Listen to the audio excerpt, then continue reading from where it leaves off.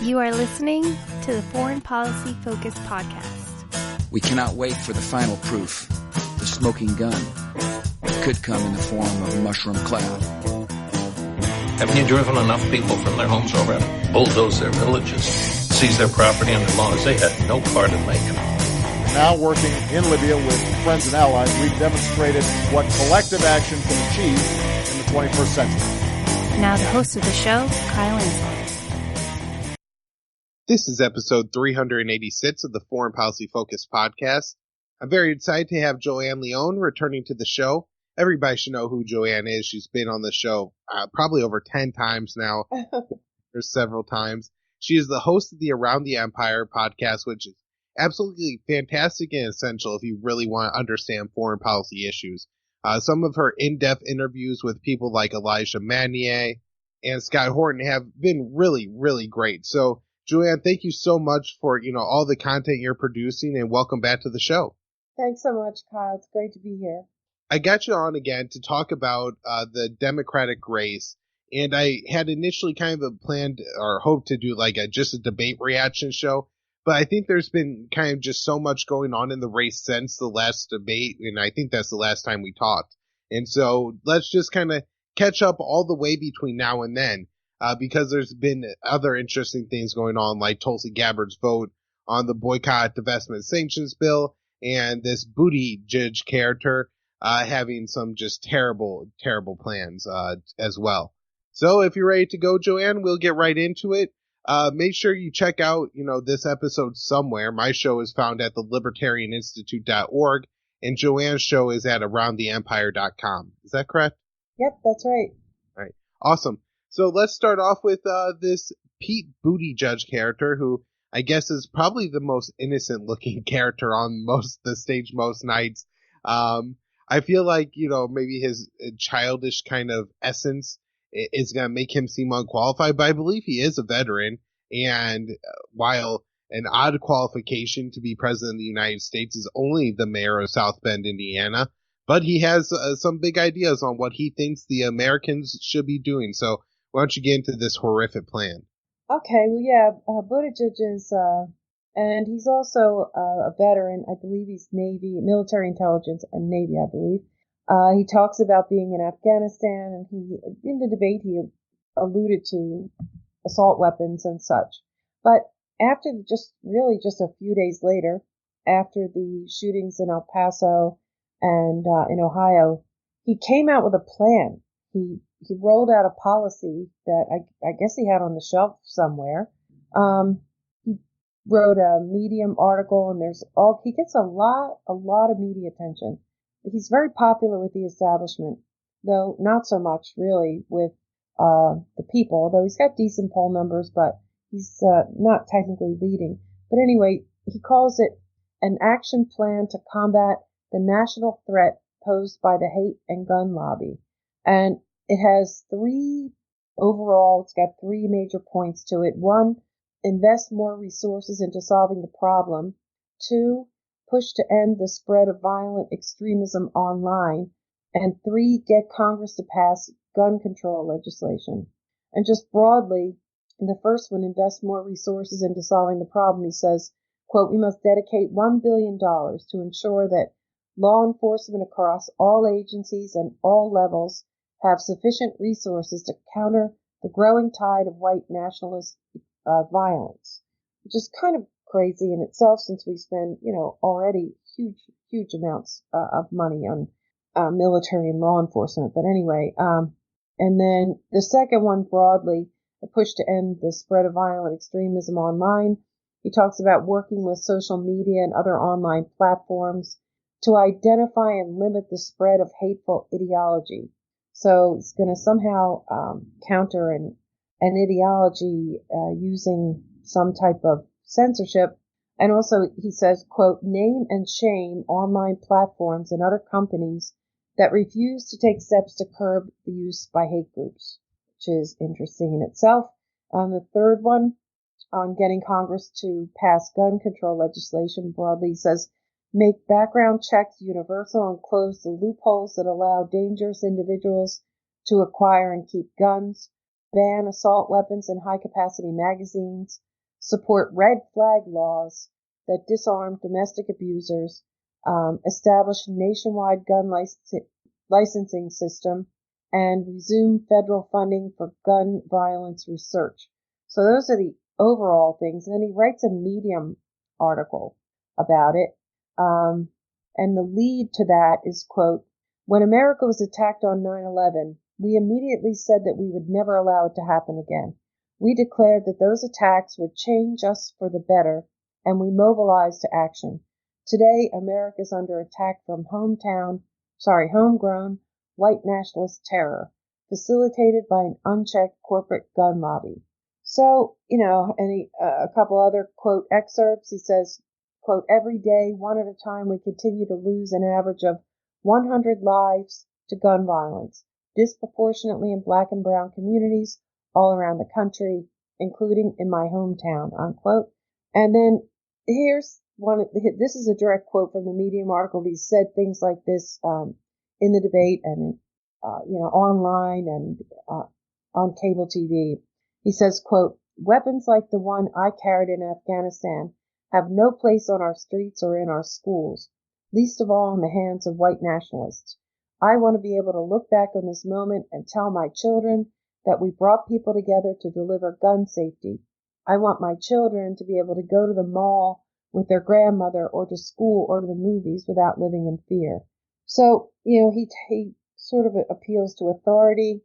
I'm a veteran and I know these guns and I've been in the wars, and so, and we shouldn't have them on our streets. But it's a very broad-ranging and radical plan, in my view, kind of like no matter what your thoughts are on gun control and whatever extreme gun control laws or common sense gun control laws or whatever, but it's also being taken a little further. There are other people being quoted in articles that are taking it to the point of pre-crime, identifying people before they can commit these attacks and doing something to them. And also, there's a lot of talk about the National Counterterrorism Center, the NCTC, which is a war on terror creation. It was post 9/11 creation.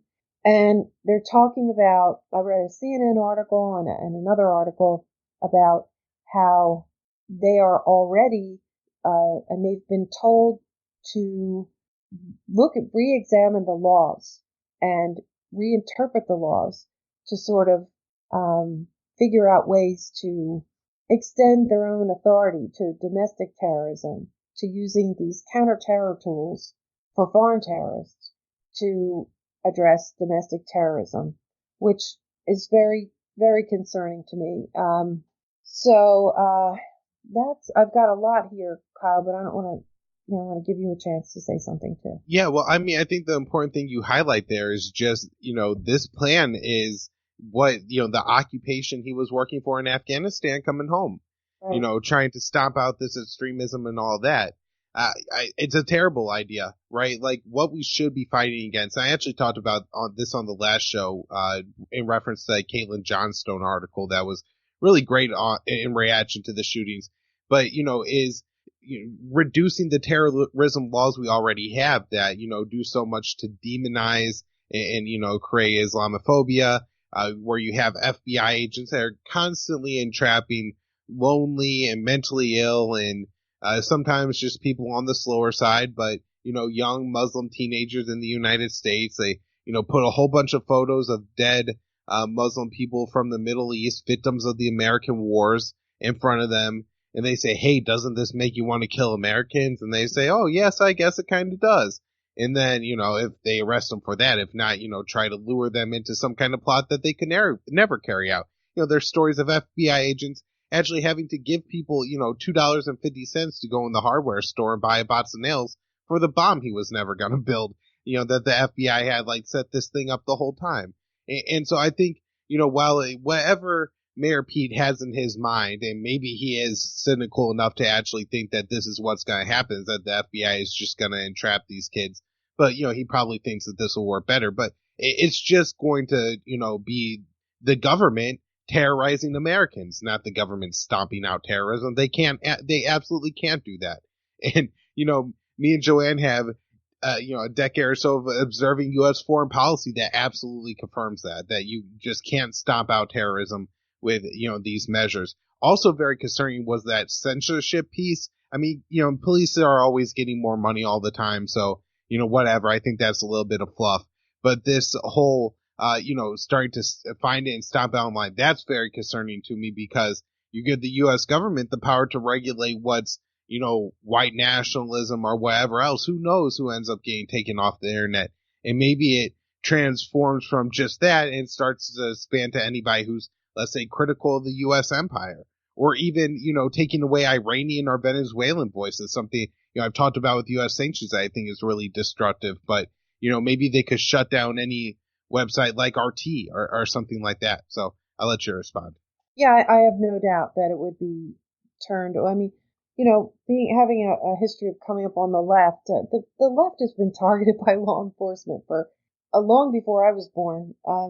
So I have no doubt that it would be a slippery slope and that it would be turned on dissenters. And, it's just, I just have no faith that it would be used in good faith. And, it's also some of the broad language that he uses. In his Medium post, he says, more than 70% of international terrorism arrests occur before violence takes place. With domestic terrorism, the opposite is true. 72% of arrests occur after a violent act. Expand our ability to track hate. We can't combat what we can't measure.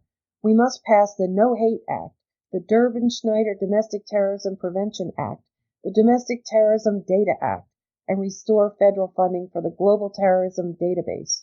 So first he's vague, and then he starts pulling out all these, all this legislation that's already on the shelf.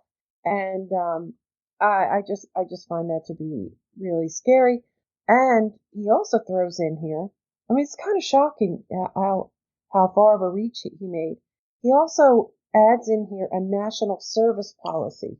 And he says, quote, expand existing and create new service corps, including a climate corps, resilience, AmeriCorps plus 21st century conservation service corps, and then community health corps, i.e. with a focus on community well-being, including mental health, addiction, and substance abuse issues, and intergenerational service corps, i.e. with a focus on caregiving, mentorship, and other intergenerational service opportunities.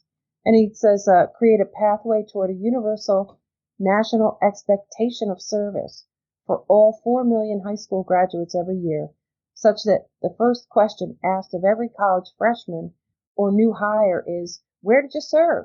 A new generation of American youth bound by mutual service and sacrifice, aware of the common values that bind all Americans, influenced by the experience of doing real work with people across races, politics, faith, income levels, and gender identities, and imbued with an appreciation of the effort required to maintain a democracy, can help heal a divided nation. So he even throws this in there.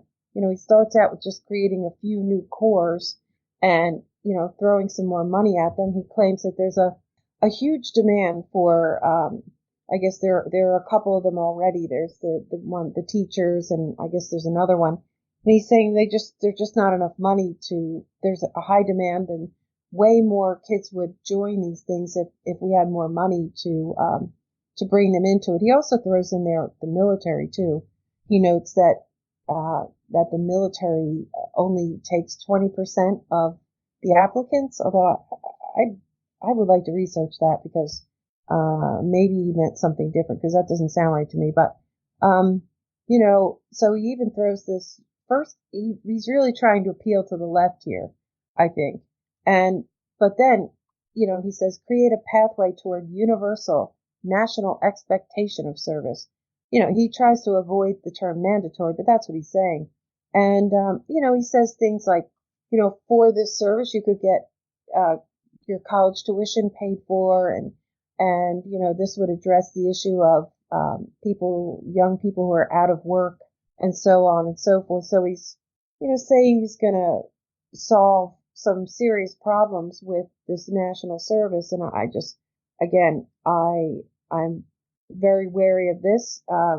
Voluntary type service programs, I think that's fine. That's good. People want to do that. But I find it interesting that he's appealing to the left here because he says 21st Century Conservation Service Corps. I think he's trying to refer to the Depression era, service programs that were, that helped pull the country out of depression, and some really good things came out of those. But I don't know, what I'm thinking, like, what else could you have thrown in here? And did you just come up with this in one day? I don't know, Kyle. I'm very worried. And the thing is, why do you bring it out when there's hysteria? It's crisis.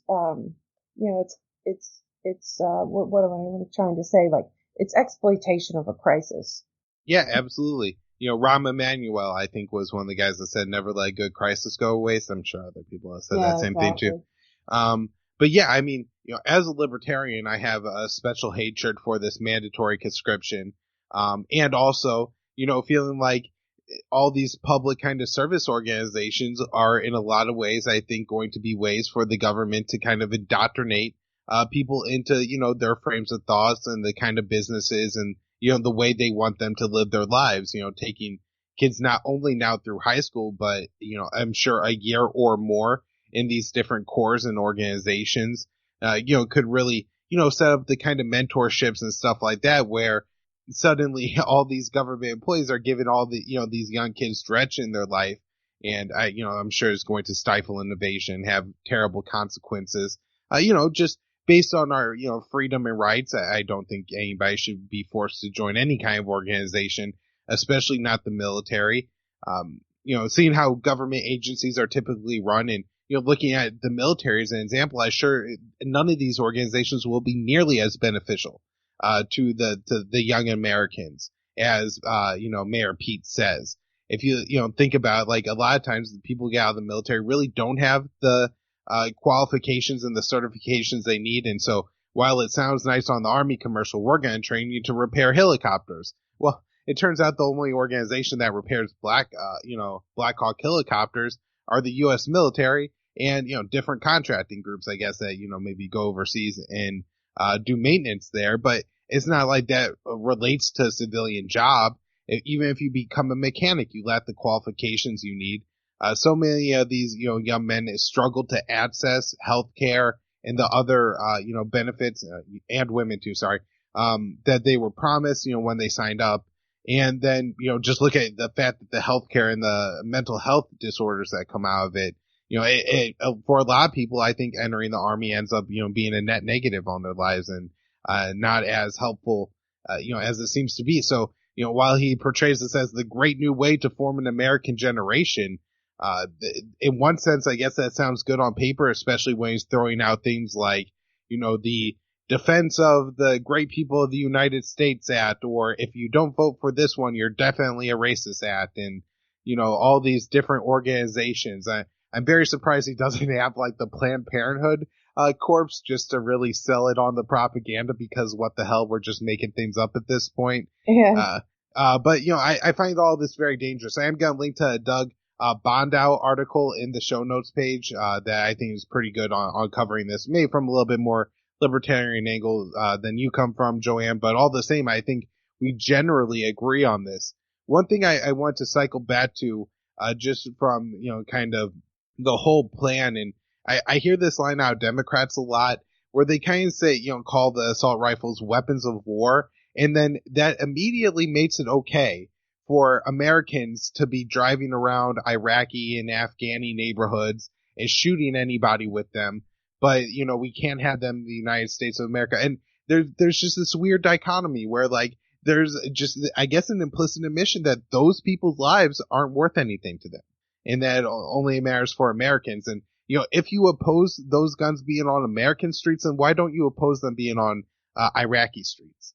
Well, not only that, Kyle, but when he says that more than 70% of international terrorism arrests occur before the violence takes place, and 72% of arrests occur after a violent act with domestic terrorism, he's painting a wildly successful terrorism policy when that's just absolutely not true.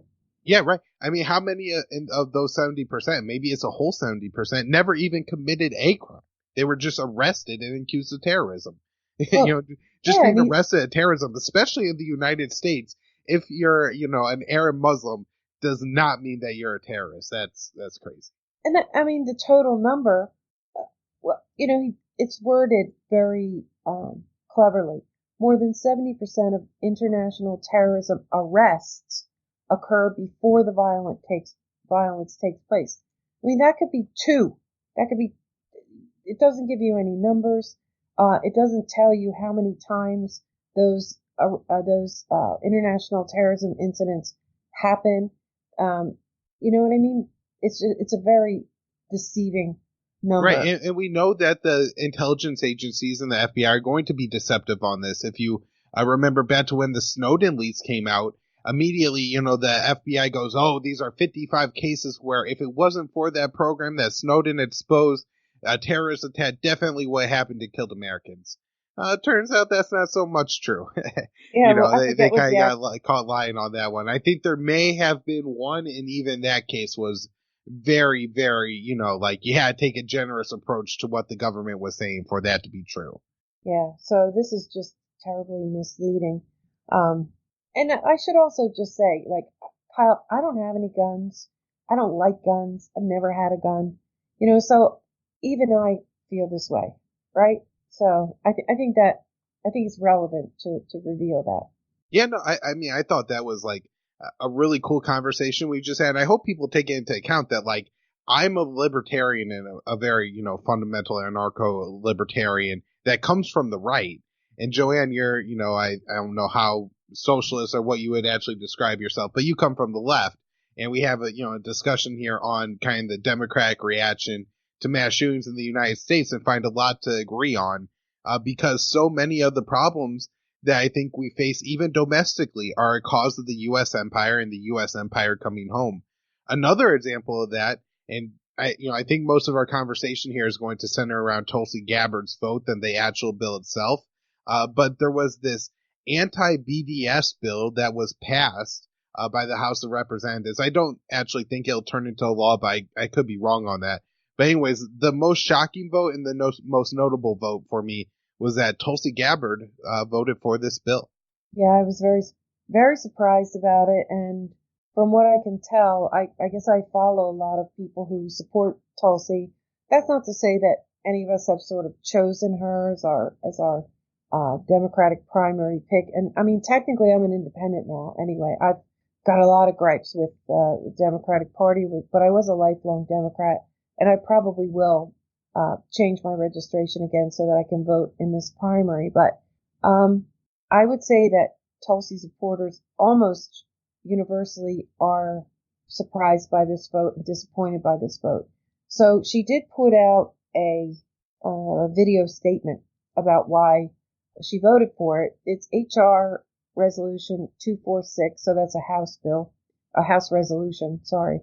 And I think overall you could say it condemns the BDS movement. Now, I'm not an expert on the BDS movement, though I would say that I generally support it. And the reason why, I know you don't really care. Most people don't really care what people's positions are, but just to give you perspective on where I'm coming from. I think that Palestinian rights is one of the main goals of BDS. And I think that they're drawing on the success of defeating apartheid in South Africa. And they believe that it wasn't until people started boycotting South Africa that that they had to change their apartheid policy. And I think generally that's what BDS is about. There may be specific things about it that I don't agree with, but overall, broadly, I support it. So. Right. And I just want to add, I think the right of return, the right for Palestinian refugees to return to their homes, which is, in the UN Charter, but just, is the right moral thing to happen, aside from international law, which isn't as big of a deal to me. But, that they have a right to return to their homes and their lands that were taken from them or they were forced off of in the Nakba, a few decades ago, or, in the occupations and, the Israeli government's terrorism against the Palestinian sense.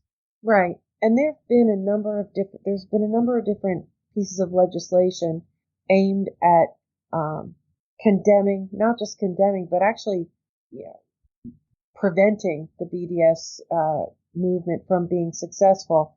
Some legislation, like some earlier this year, there's a bill in the Senate called S1, and it, I believe, allows states or localities to punish people for supporting it. Maybe not individuals, but contractors, and it's steps down. It's down to individuals. It would be like an affirmation of the Texas law, in which I believe, Palestinian speech language pathologist, which contracted with a school district, was unable to re-sign a contract the next year because she was the supporter of boycott, divestment, and sanctions. And it was state law in Texas that the state couldn't, associate with people who were supporters of BDS. So that's what the Rubio law would be for me. I think the House bill, or resolution, as you correctly point out, lacked a lot of the teeth that like the Senate bill or anything else would do. It was more of, this is just, a census of the House, which I think there were only 17 candidates that didn't vote for it. And again, the only Republican was Thomas Massie. I just want to give him some extra credit, being the only Republican on a bill like this probably isn't too popular in the pocketbook.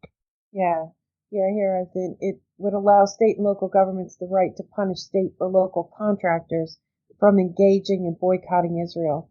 I don't know how I don't think you sign a contract or anything that you're going to boycott Israel, so I'm not even quite sure how you'd be convicted of engaging in boycotting Israel. But anyway, so this House resolution, it condemns the BDS movement, and most Democrats voted against it, but there are some notable exceptions. It's Ro Khanna, Ariana Presley, and Tulsi Gabbard, which was very shocking, all three of those, because Presley is sort of one of the quote-unquote squad. Ro Khanna is, I think, a co-chairman of Bernie Sanders' campaign, and Tulsi is just not something I expected her to do.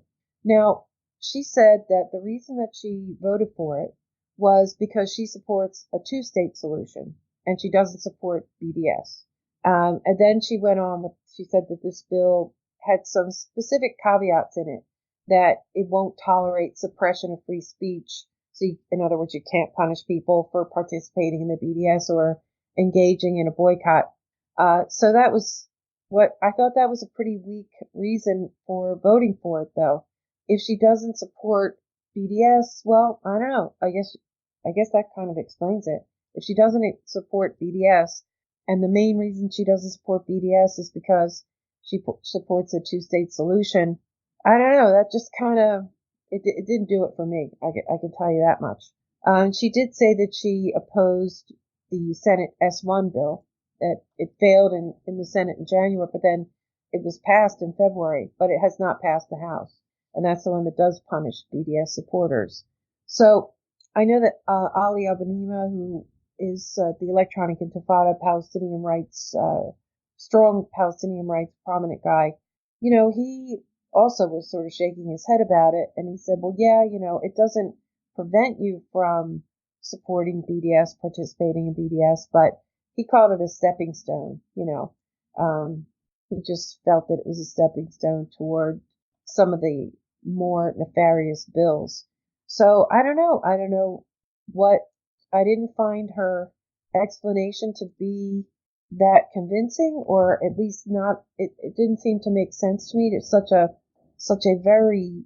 vote that she knew would get a lot of attention. If she had her doubts about it, I just keep wondering, why didn't she just abstain? Why did she actually vote for it? And, I'm afraid that it's an issue of running in a campaign where, she's afraid to offend the Israel lobby, or maybe she just, I don't know. I would like to hear a better explanation. I'd like to hear a back and forth. I'd like to hear a discussion, because right now, I'm disappointed too, and I don't really understand it. Yeah, I'm hoping that Jimmy Dore, he says he's going to press her on it. So I'm guessing that he'll probably follow through with that, because he really doesn't seem to be even enough of like a journalist to understand, like, or I shouldn't phrase it as understand, but to like know not to like step on. Maybe somebody would be like, you don't step on toes or get that confrontational. He's just like some guy that has questions, and he's going to go out and ask them. And I think that's probably why I listen to the show, and I'm sure other people do as well. I guess I just wanted to say that I believe she did end up signing on to this bill that's put out by Ilhan Omar. She's a co-sponsor now, that while not directly saying that it supports BDS, it affirms Americans' rights to protest and I guess boycott foreign governments. And so that seems to me that maybe, because I guess in the past, I think Tulsi has shown that she kind of will change her mind if, the correct evidence is put in front of her. And so maybe this is another example of that, where she just had a bad vote. And I'm assuming that, the Israeli, lobbyist or, whoever else in the war party wants to be able to, tamp down the BDS movement, is able to put together pretty good propaganda, and they know how to target Tulsi and say things to her that will convince her to, vote for it. And she may just have not understood. But her response video was weak, and I'm glad that she signed on to this Ilhan Omar bill. But I'd like to see some public statements and cross-examination of her on this. Well, it seems to me, and I didn't read the bill itself, but it seems to me that they deliberately put some caveats in here that said you cannot suppress, free speech and things like that. So, that wouldn't conflict with this vote. But, saying that it's because she supports a two-state solution, one, that I don't understand how that conflicts so much with BDS, although I guess it does. But the other thing is that my understanding is that a two-state solution is pretty much out of reach at this point. So much territory, it would require giving back so much territory and destroying settlements and things like that. I've seen the maps of the progression of how much Palestinian territory has been absorbed by the Israeli government, that, I've heard some convincing arguments that it's really just not even a possibility anymore. So that does color my view on this as well. One thing I want to say just in general is I think that the activism going on right now, kind of at the grassroots of the Democratic Party on like the BDS and the Israel issue has been great. And I mean, you now have like video of Cory Booker saying like, if you care about the Palestinians, don't vote for me. So, I hope we get more of that. And I think that is the way that, we probably move forward a little bit on this issue. I don't see any reason why the Democratic Party wouldn't be championing this issue. Trump has been an even more diehard supporter of Israel than his predecessors, which is hard to believe, seeing they, as far as concealing a secret Israeli nuclear weapons program and not officially admitting it, and doing all kinds of other stuff, looking the other way during this whole occupation, supporting it and giving military aid to the Israeli defense forces. A country, by the way, which I believe has like a universal health care and a universal, college education system. We give them a bunch of money, and then Republicans support that country, but, oppose one in our country. Not that I want universal health care, but you would think you would oppose funding in a foreign country as well. Just all this kind of stuff. And I just can't understand why Democrats aren't better on this issue, I guess. It just seems like such an easy win for them, where they get to stand up on humanitarian grounds. They get to stand up for victims of Trump's oppression, as well as the, Israeli government and Benjamin Netanyahu, which is a pretty westernized figure. Yeah, it's pretty baffling to me too. I guess we should move on here to the actual debate, because there were some interesting statements. You seem to have a lot in the pre-show here talking about how the candidates were weighing in on the Iraq war and that they were actually saying some good things. And so why don't you just get into what did you feel like was the consensus on the Iraq war in this debate? Well, I don't know that there's any consensus on the Iraq war, but what I did see a consensus on, there are some exceptions, but almost all of them are promising to get out of Afghanistan. And overall, there's not an anti-war sentiment, but they're basically adopting Tulsi's she's at least pulled them toward the anti-interventionist side. And interesting, they don't mention that makes them agree with with Trump. They don't mention that, but it's clear that the forever wars, they don't say regime change wars necessarily like she does, but the forever wars are toxic now, and they are all claiming that they will get out of them, almost all, with a few exceptions. And I found that to be really interesting, and I don't think it's anything I've ever seen before in a presidential debate. Such a broad opposition to forever wars, endless wars, and particularly with Afghanistan. On Iraq, there was a very interesting exchange, and one that I was really hoping for before I knew what the lineups were going to be, who was going to be on the stage on what night. I had said before that I hoped that Tulsi would be on the stage with Joe Biden, because I really wanted to hear her debate him on his support for the Iraq War. Let me just find the transcript here, because it's. Yeah, I mean, it's such a brilliant tactic on her part, why you find it, that, she was a soldier in this war. She served in the Anbar province. I'm sure that, I think she was on medical unit, so I'm sure she saw some of the worst things that happened to Americans while in Iraq. And, while Biden may have cast the vote for it and had all this like kind of highfalutin policy and ideas for what was to happen in Iraq, she could just look him in the eyes and say, I lived that war that you voted for, and let me tell you, this is the reality. Well, she kind of did do that.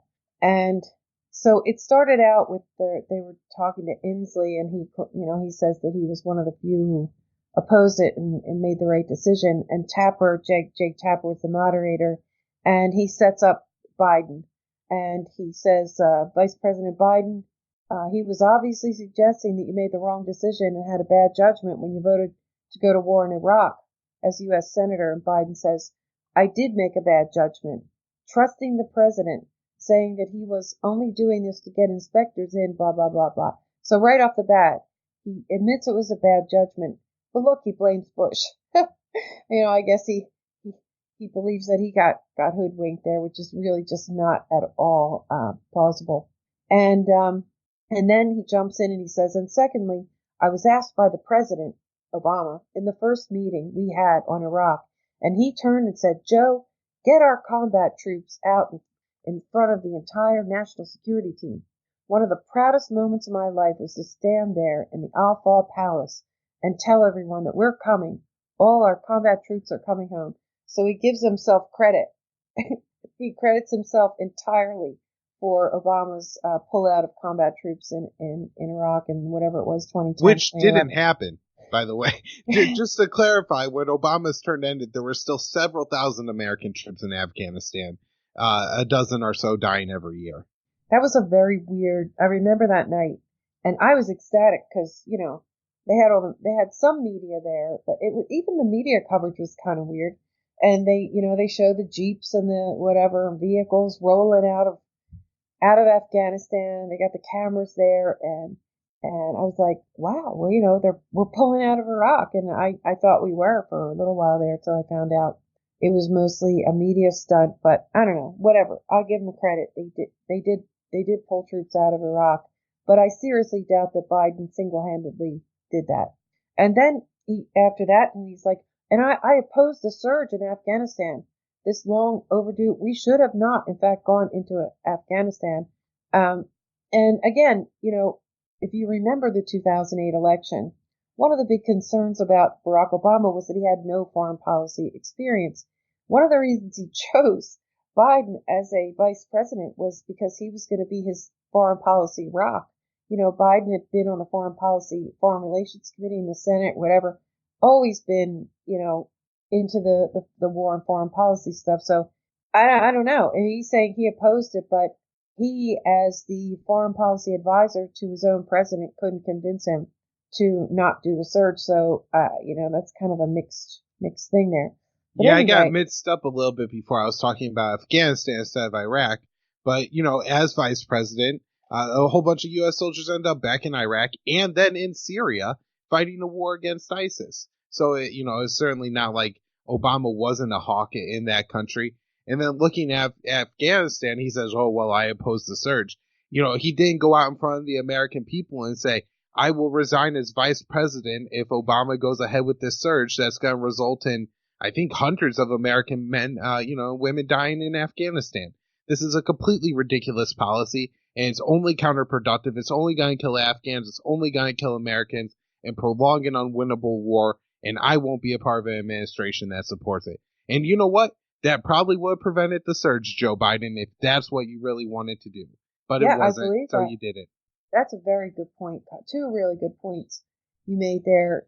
One is that had Biden, there were like rumors that Biden opposed it, but I don't think he ever publicly said anything publicly, which, you can understand, but he should have, because that was a major league. That wasn't a little surge. That was a huge surge. And yeah, I agree with everything you said there. And then also the other point that you made is that, yeah, Obama and Biden pulled combat troops out of Iraq, but they also got us back in Iraq in 2014, right? They started Iraq War 3 or 3.5 or whatever Scott Orton called, however he numbers them. But they're also the ones who put troops back in Iraq after essentially Iraq kicked them out. Right. So it just, to review in general, Obama was a huge hawk on foreign policy. I don't know how much say Joe Biden had over John Brennan's, secret drone program or, the individual wars like Libya and Pakistan and Yemen. But the U.S. went from 2 to 7 wars under Barack Obama. It certainly stayed at 7 under Trump and, with some escalation in some places and de-escalation in others. But, we're talking about a presidency that bombed 7 different countries, and Joe Biden is trying to portray himself as some kind of, rational, and I don't know about a dove, but certainly not a hawk. Yeah, he's done a pretty good job flip-flopping back and forth between being a hawk and a dove. But, I guess notably in the 2012 election, he and Obama promised up and down that they were going to withdraw all troops from Afghanistan by, I think, 2014. I think they even gave a date. And I remember the debate between Joe Biden and Paul Ryan.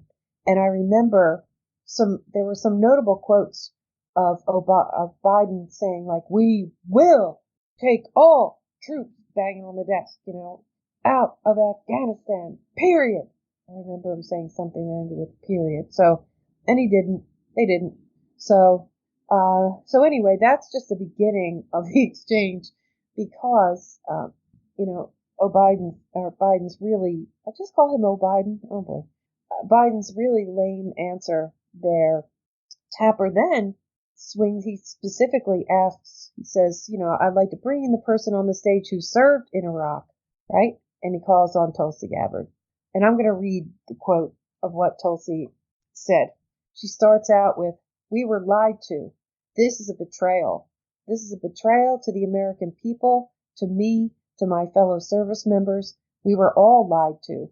Told that Saddam Hussein had weapons of mass destruction, was working with Al-Qaeda, and that this posed a threat to the American people.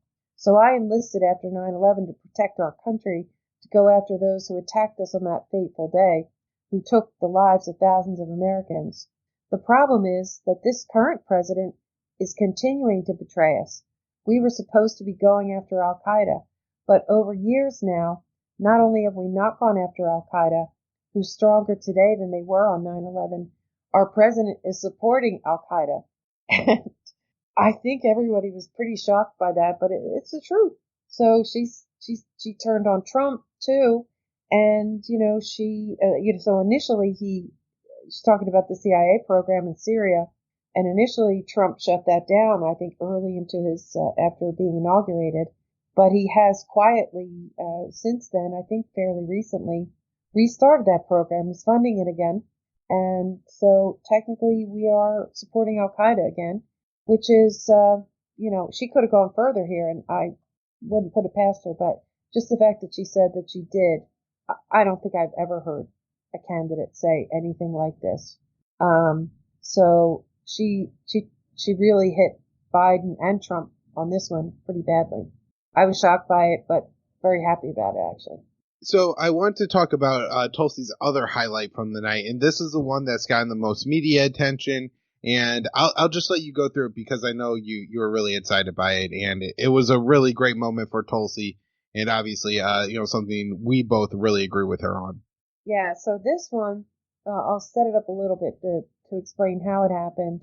So in the first debate, I don't know if we've talked about this or not, Kyle, before, but one of the most publicized and highlights of the first debate was when Senator Kamala Harris launched an attack on Joe Biden, and he was very surprised by it. I think everyone was pretty surprised by it. And what she did was she called him out for his collaborating with, like people who, segregationists. And I guess this would be like in the 70s when they opposed busing. And of course the segregationists, they were anti-civil rights, movement. They were anti-civil rights act, and Joe Biden, cooperated with them on some legislation, and he has actually bragged about it. So that wasn't the topic, but Kamala Harris brought it up. She sort of, sucker punched Joe Biden. Not that he didn't deserve it, but it was brutal, and it really did a number on Biden. And then after that happened, almost everybody sort of was siding with Kamala Harris. But Tulsi, I don't remember specifically what she said, but it could be interpreted as defending Biden. She didn't like the way it was done or something. So in what Jake Tapper does here, the way he sets this up is he brings, he turns to foreign policy and he brings up that topic again in the second debate. And, he says to Kamala Harris, he says, Vice President Biden has noted that you called him out for opposing busing and segregation policies, but you yourself oppose a federal level segregation policy. She denies that. And then, Biden starts to hit at her and to attack her attorney general. She was attorney general of California, attacks her record on that, where she's very vulnerable, but hardly anyone has called her out on this to date until Tulsi does. But she just deflects that too.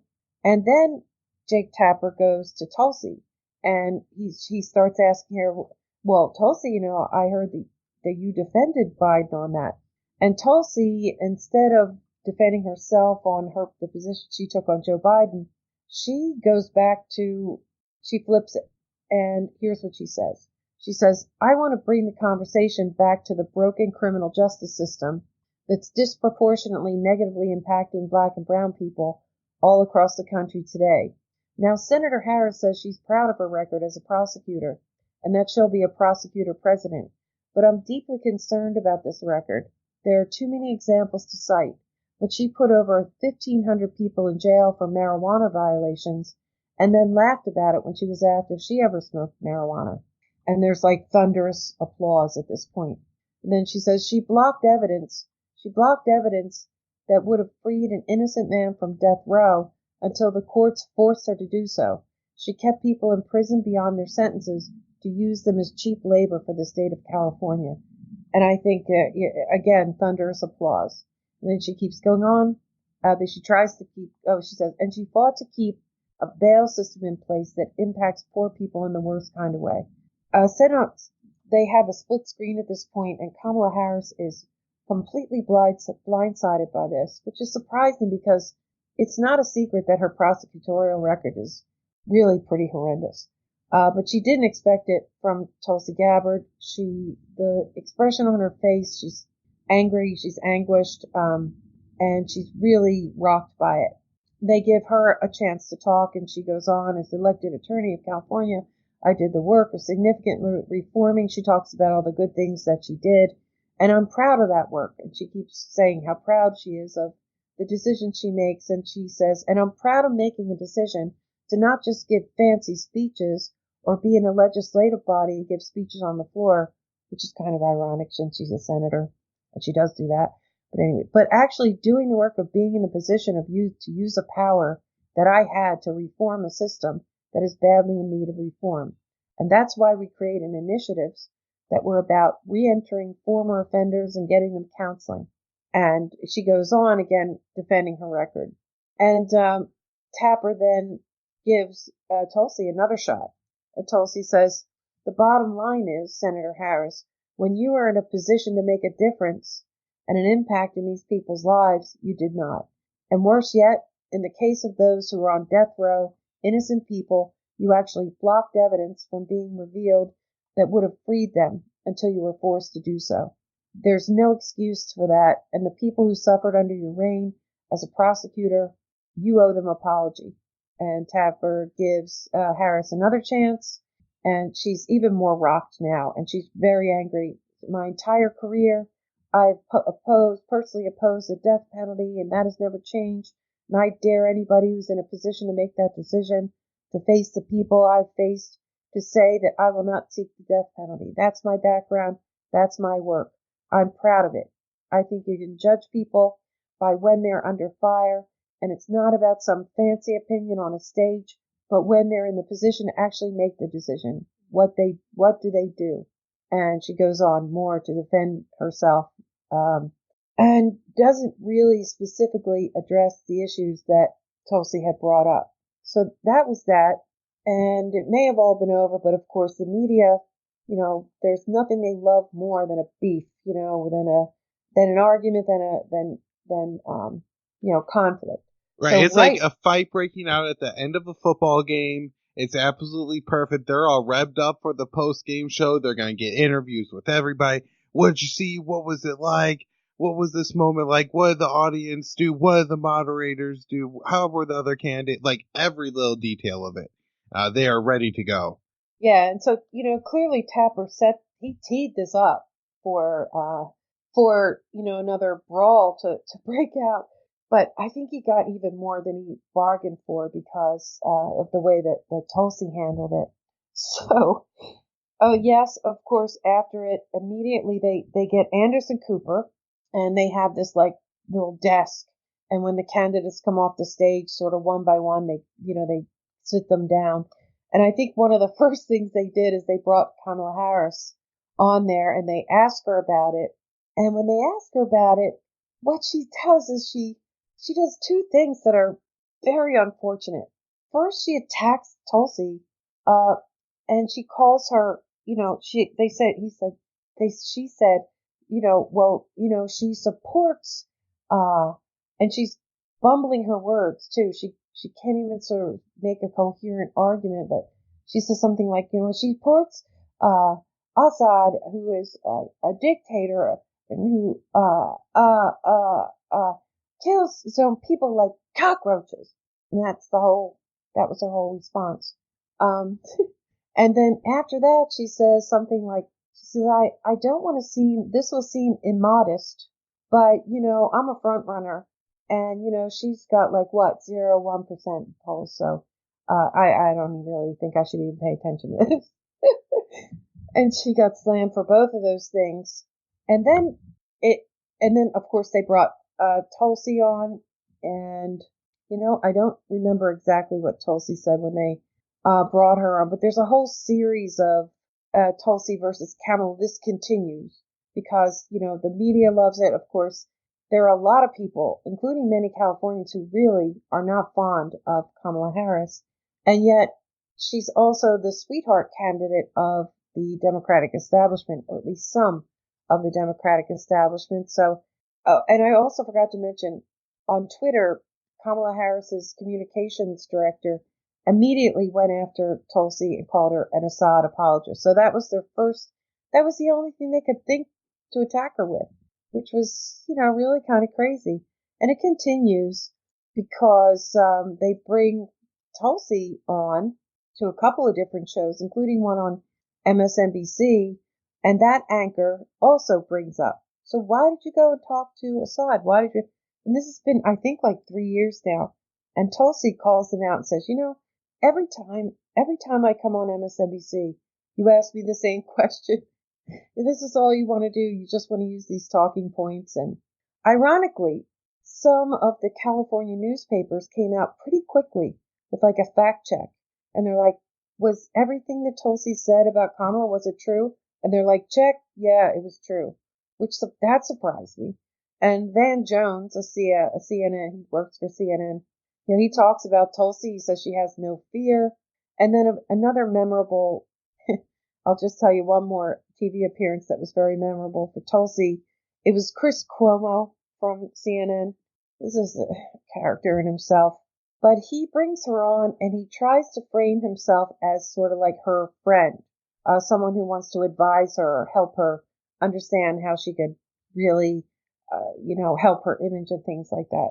And one of the things he says to her is, he says, you have to say that Assad is a brutal dictator. You have to do this. You know that, right? And he literally tells her that she has to do that.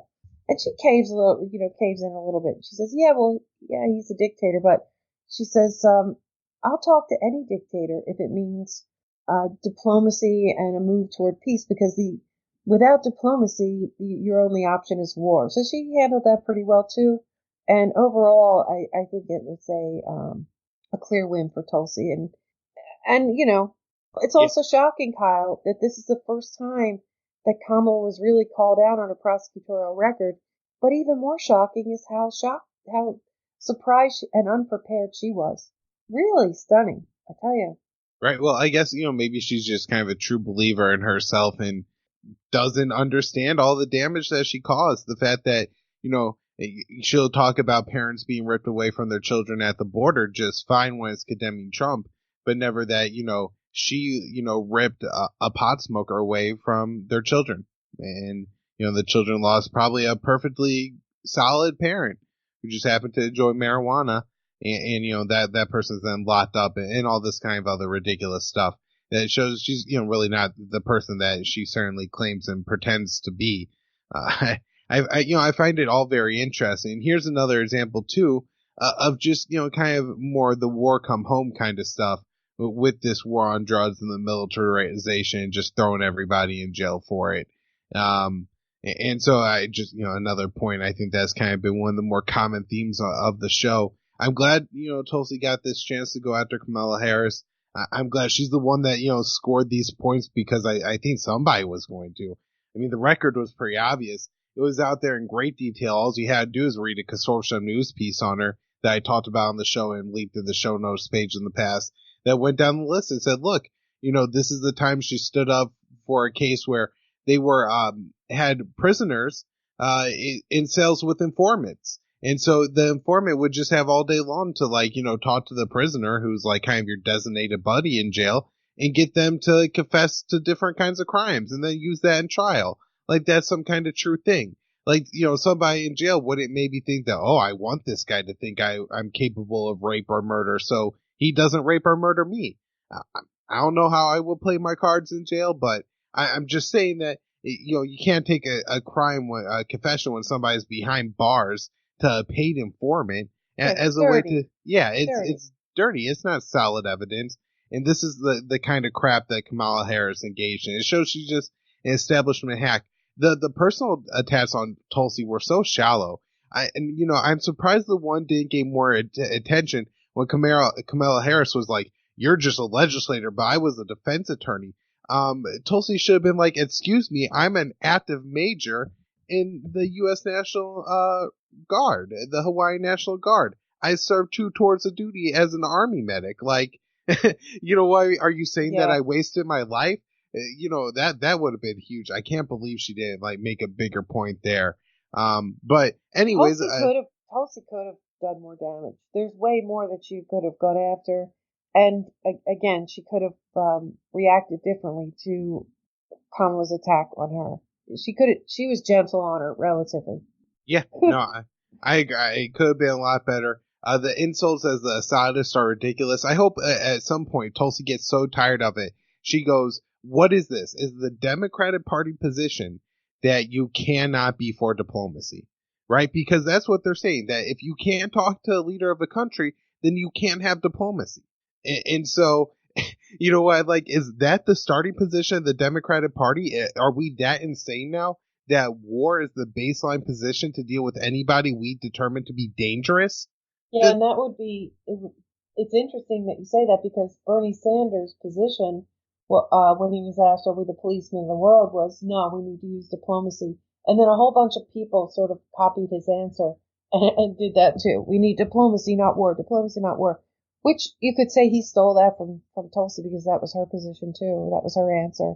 So yeah, it would be, that would be a good response from Tulsi because then she could cite a whole bunch of other people, big candidates on the stage who clearly agree with that position. Right. Well, I guess we should probably get wrapping up here, Joanne. We're just over an hour. It's been absolutely great talking to you.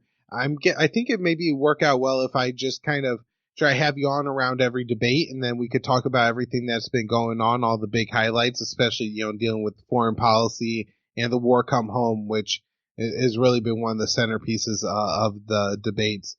So thanks so much for coming on, plug everything for us, and let me know if you got anything else.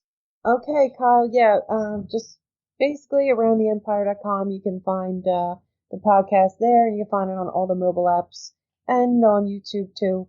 And Kyle, it's always great to talk to you. And yeah, I'll be glad to come back. I can't say that I'll have perfect recall of these debates, though I do sit through them. I do watch the whole thing of all of them. But yeah, I'll be able to give you a good sense, in my opinion, on how certain things went. And be happy to do that. We'll enjoy it.